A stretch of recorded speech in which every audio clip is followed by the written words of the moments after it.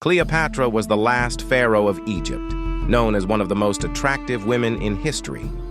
She led a life filled with power, love, and ultimately death. Some perceived her as a hunter, while others saw her as a true queen. Here is the untold story of Cleopatra. In 69 BC, in the ancient city of Alexandria in Egypt, a Macedonian general named Ptolemy served under Pharaoh XII Ptolemy. Interestingly, the Greek Ptolemaic dynasty had ruled Egypt for 300 years since the time of Alexander.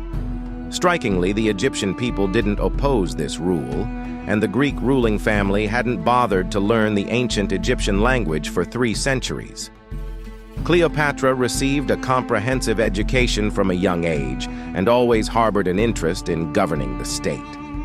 Her father, XII Ptolemy, even appointed her as his deputy to co-rule the kingdom. As Cleopatra matured, her beauty became prominent, and being of Macedonian origin, she stood out in the Egyptian context.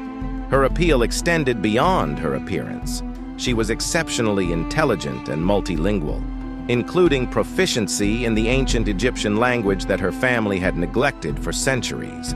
Cleopatra engaged with the Egyptian people, winning their affection and becoming closely connected with them. At 18, Cleopatra's father, King XII Ptolemy, passed away.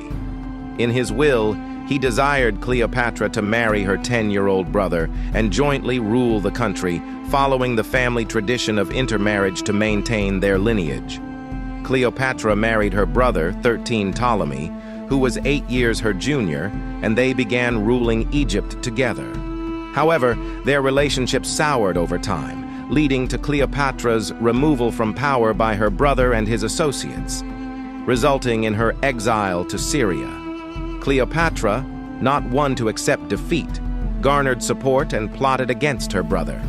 Just as war loomed, Julius Caesar, the sole ruler of the Roman Empire, arrived in Egypt in 48 BC. Cleopatra intended to meet Caesar and sway him, but her brother and his men sought to prevent the meeting. Cleverly, she devised a solution. Her Sicilian slave, Apollodorus, wrapped her in a carpet and carried her to Caesar.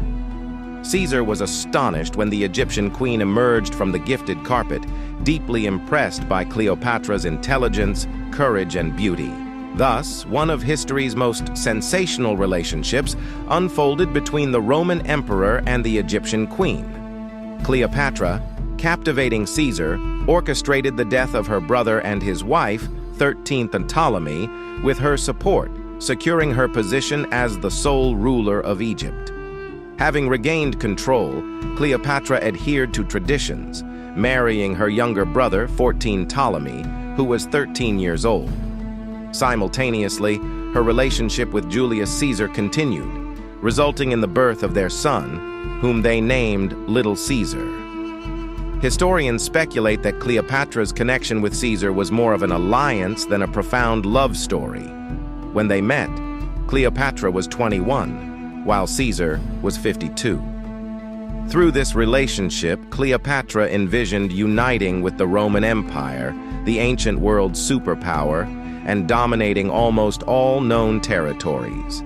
Despite her willingness to eliminate her other brother and husband, 14 Ptolemy, to secure the first heirship of Caesarion, she had to postpone her dreams when Caesar was assassinated in 44 BC. She returned to Egypt at that time. Following Caesar's death, the Roman Empire came under the joint rule of Octavius and Marcus Antonius. Octavius governed the western half, while Antonius ruled the eastern half. In 41 BC, Antonius visited Egypt and reportedly fell in love with Cleopatra at first sight. Marcus Antonius and Cleopatra began living together, eventually marrying, envisioning the establishment of an empire. The final straw came when Marcus Antonius donated revenues from certain Roman provinces to Cleopatra. The Senate declared Cleopatra a seductive and culture-corrupt woman, the greatest enemy of the Roman people, and Emperor Octavius declared war on the Kingdom of Egypt. The conflicts reached their climax in the naval Battle of Actium the following year. Cleopatra and Antony were defeated by Octavian's forces and forced to flee to Alexandria, marking the beginning of the end for them. Antony committed suicide with his own sword on August 1st. 12 days later, Cleopatra's suicide took a different path, reflecting the uniqueness of her life. According to rumors, she chose death by allowing herself to be bitten by a poisonous snake. Caesarion, the son of Caesar and Cleopatra, fell into Octavius's hands. Octavius executed Caesarion, stating that 2 Caesars in this world were too many. Today, much of what is known about Cleopatra revolves around her. However, some historians argue that the real Cleopatra, both in terms of character and physical aspects, differed from the popular descriptions. Roman historian Bulitarchos suggests she was more intelligent and cultured than beautiful and took significant steps to benefit the poor Egyptian people. So, who was the real Cleopatra? According to some historians, she was short, had fair skin, and clear body lines.